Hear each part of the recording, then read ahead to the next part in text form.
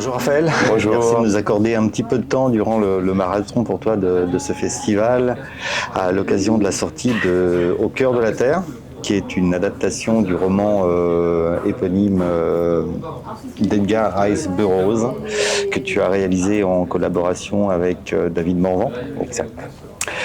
Comment se passe la collaboration avec David Morvan? Je pense que c'est la 4e ou 5e fois que tu travailles avec lui. Oui, environ, oui, on dirait 4e ou 5e. Oui, ça fait. J'ai travaillé presque toujours avec lui.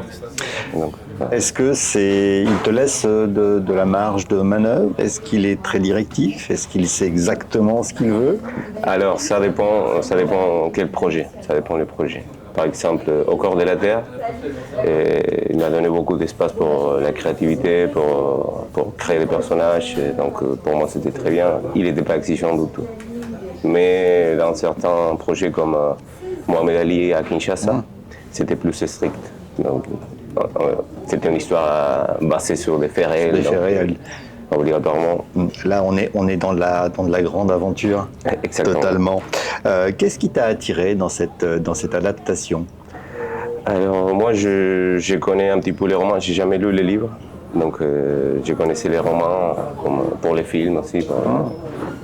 Mais j'aime bien la science-fiction. J'aime bien tout ce qui est hors de commun, on dirait. Donc, pour moi, c'était parfait. Un projet idéal. Donc beaucoup d'imagination pour toi. Oui. Voilà, ça t'a laissé libre cours. Tu te fais beaucoup de plaisir à inventer ces animaux quelque part. C'est ça. On se retrouve dans un univers de science-fiction avec des animaux préhistoriques. Exact. C'est un monde totalement vierge en fait que tu dois inventer à la fois les paysages, les animaux. Où est-ce que tu puisses ton inspiration? Alors, pour les Mahars, ils sont les méchants de l'histoire, bon, un petit peu le design est déjà créé, donc il fallait suivre cette espèce de ptérodactyle, reptile. Et après, pour les autres, j'ai vu un petit peu les illustrations classiques des anciens illustrateurs. Et Frank Frazetta aussi, je vois qu'il a travaillé un petit peu sur le sujet. Je me suis basé un petit peu, mais bon, les restes, c'était mes idées. C'est un mélange des animaux réels et un petit peu exagéré au niveau anatomique. Et bon, il y a un mélange aussi d'espèces. Non? Il y a des mammifères, il y a des dinosaures, il y a des hommes gorilles, des hommes anges. Donc, c'est un peu un Jurassic Park. Exactement, oui, tout à fait. Tu nous as parlé de la science-fiction. C'est un attrait que tu as depuis longtemps. Tu t'es nourri de lecture de science-fiction? Plutôt des films. Les films de science-fiction. Oui, quand j'étais petit aussi, les histoires courtes de science-fiction. En Argentine, il y avait plein de petites histoires courtes. Donc, j'adorais tout ça, toute l'imagination, l'espace aussi. L'aurore aussi, ça m'attire beaucoup. Donc, voilà, c'était excellent pour moi. Tu nous as parlé des deux personnages qui ont un flegme tout britannique. Oui. Comment est-ce que tu les as créés? Où est-ce que tu es allé chercher leur caractère?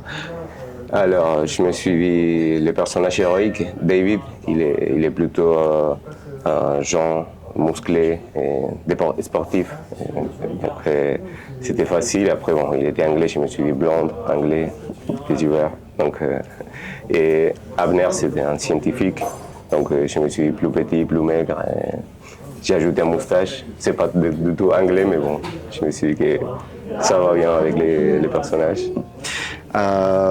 C'est la première et la seule adaptation, je crois, en France, du roman d'Edgar Rice Burroughs, je crois, qui est beaucoup moins connu chez nous que ne peut l'être Jules Verne, avec son voyage au centre de la Terre, qui est publié d'ailleurs avant le roman de Burroughs. Est-ce que tu avais vu des films inspirés du voyage au centre de la Terre de Jules Verne? Oui, il y a un film des années 80, je pense, un film américain.